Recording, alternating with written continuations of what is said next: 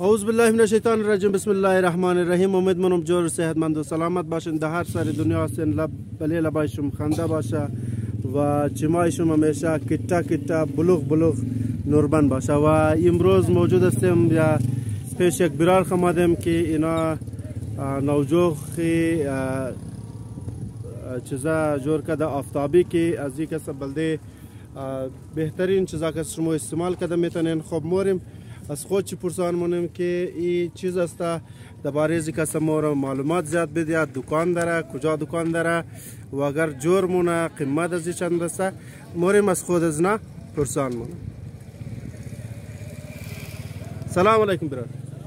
خوب هستین؟ بخیرین؟ جانتون جوره؟ بخیرین؟ خب گفته میتونین که چیز است، چطور کار میده؟ این چوله آفتابیه. خب این فقط آفتاب چای میشه و دیگ میشه، مردم استفاده کنه. کسایی که گیس نداره این خوش برایش گیس دیگه، فقط هم صبح که آفتاب بزنه استفاده کنه تا مثلا آفتاب هست. برای دیگ کار میاد و برای چای، برای آب. خب بسیار خوب. قیمت از چند است؟ قیمت از یا از 8000 درهم تا 15000 این کسه و خوش 15000. 15000. خب یه چیز جور میشه؟ شیشه یا آینه چیز کارش در ما بین؟ از این چوکات میشه، باز روی چادر زده میشه. باز بعد از چادر کسی از این آینه روی استفاده میشه که بریش میشه، باز سیلیکون چسب میشه. خب بسیار خوب. آدرس دکانشون کجای برار؟ اگر اگه نفر بخواه دکانشون باید؟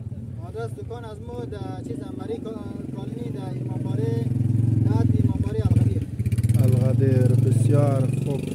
خب شماره تلفنشون چیز است اگر اگه نفر بخواه در خودگانشون زنگ ده؟ شماره تلفن من 0322 960 52 58. بسیار خوب. زنده باد، جور باشین.